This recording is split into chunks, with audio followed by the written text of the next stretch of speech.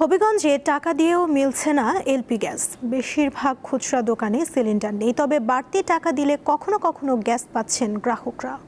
Hassle free জীবনের smart companion Walton home and kitchen appliance.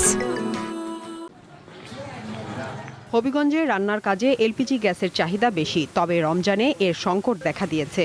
দোকানে মিলছে না সিলিন্ডার। কোনো দোকানে পাওয়া গেলেও সরকার নির্ধারিত দামের চেয়ে ৩ থেকে ৪০০ টাকা বেশি নেওয়া হয়। টাকা নিয়েছি গ্যাস কেনার জন্য, টাকা হাতে নিয়ে ঘুরতেছি কিন্তু গ্যাস পাইতেছি। রমজান মাস, বাড়ির মধ্যে রান্না টান্না মায়েরা করতে হয়, এখন আমরা খুব কষ্টে আছি। দাম তো দামি, টাকা দিয়েও গ্যাস পাওয়া যায় না। 1800, 1900, 2000-এর নিচে কোনো গ্যাস নাই। কিন্তু ব্যবসায়ীরা যে নিয়োগ করতেছে, গ্যাস দেয় এক ভাই, ব্যবসায়ীরা যে নিয়োগ করে বেঁচে আরেক ভাই। বিক্রেতারা অবশ্য বলছেন, গ্যাসের সংকট তৈরি হওয়ায় অতিরিক্ত মূল্যে তাদের তা কিনতে হয়, তাই বেশি দামে বিক্রি করতে হয়।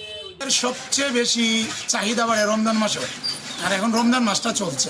প্রত্যেকটা গ্যাসই কোনো ডিলার আমরা দেয় না। সরকার মহোদয় যদি সিস্টেম করতে যে কোনো বোতল যে কেউ গ্যাস নিতে পারবে, তাহলে মনে হয় সরবরাহটা ঠিক মতো পাইলাম না।